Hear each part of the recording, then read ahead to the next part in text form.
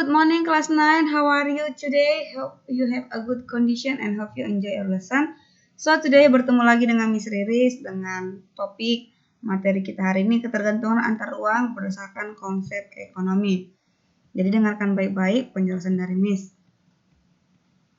Nah, di dalam konsep ekonomi, apa saja yang menjadi ketergantungan antar uang yang terjadi yang pasti adalah yang pertama, atau nanti kita akan pelajari mengenai produksi, distribusi, dan konsumsi. Nah, jadi yang pertama kita bahas mengenai produksi. Apa itu produksi? Produksi adalah kegiatan menciptakan atau menambah kegunaan suatu barang atau jasa sehingga lebih bermanfaat dalam memenuhi kebutuhan. Jadi produksi itu adalah proses menciptakan, menambah ya, atau membuat suatu nilai guna suatu barang atau jasa sehingga lebih bermanfaat. Oke, itu mengenai pengertian produksi. Terus, apa yang menjadi tujuan kegiatan produksi, Miss? Tujuannya itu adalah yang pertama menghasilkan barang atau jasa, yang kedua memperluas ruang pekerjaan, ketiga memenuhi kebutuhan pasar, dan keempat produsen dapat mencari keuntungan sebesar-besarnya. Jadi yang menjadi tujuan dari kegiatan produksi itu menghasilkan barang jasa, memperluas ruang pekerjaan, memenuhi kebutuhan pasar, dan produsen dapat mencari keuntungan sebesar-besarnya. Terus, apa saja yang menjadi faktor-faktor produksi? Jadi, faktor produksi itu yang pertama itu alam. Oke. Kedua itu tenaga kerja.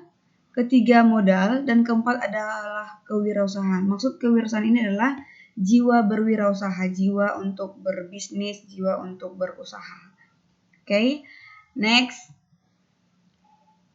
Di sini kita akan bahas negara-negara penghasil atau negara-negara yang memproduksi misalnya hasil alam terbesar. Ya, yang pertama itu minyak bumi terbesar negaranya di dunia tahun 2016 itu ada Rusia, Arab Saudi, Amerika Serikat, Irak, dan Iran.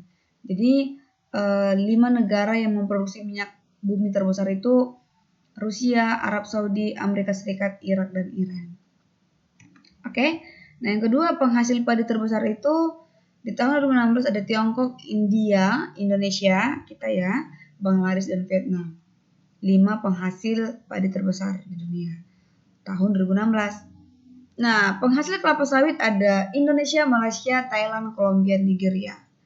Jadi tadi Indonesia ikut padi, juga ikut kelapa sawit terbesar di dunia. Next, negara penghasil kayu bundar terbesar itu Amerika Serikat, India, Tiongkok, Brazil, Kanada.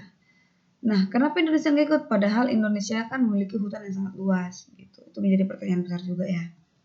Next, negara penghasil daging sapi terbesar Amerika Serikat, Brazil, Tiongkok, India, dan Argentina.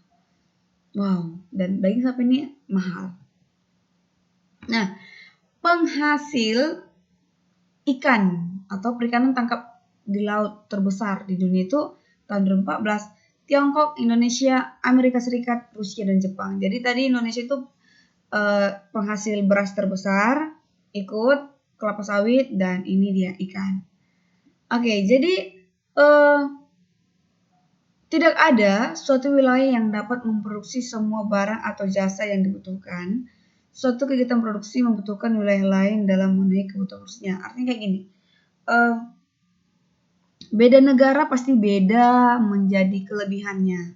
Beda negara itu memiliki kelebihan atau kemampuan untuk memproduksi suatu barang, tetapi juga memiliki kelemahan atau kekurangan untuk memproduksi barang yang lain. So that's why makanya sebagai negara kita membutuhkan negara lain untuk memenuhi kebutuhan yang ada di Indonesia. Jadi kita butuh misalnya Amerika Serikat, Irak, Arab Saudi untuk memenuhi kebutuhan-kebutuhan yang di Indonesia itu tidak cukup gitu. Jadi di dalam kegiatan seperti ini kita ketergantungan antar uang ini nanti kita akan mengenal namanya kegiatan ekspor impor. Ekspor itu berarti kita mengirim barang ke luar negeri dan impor itu adalah kita membeli atau memasukkan barang dari luar ke dalam. Oke, jadi sekali lagi mengenai produksi. Produksi itu adalah kegiatan menambah atau menciptakan nilai guna suatu barang sehingga lebih bermanfaat. Oke, Sampai di sini materi kita mengenai produksi. Next lesson kita akan belajar mengenai distribusi dan konsumsi. Oke, thank you for your attention. See you next lesson student. And jangan lupa kerjakan tugas kalian dan kirimkan ke WhatsApp pribadi Mr. Oke, thank you. God bless you. Bye-bye.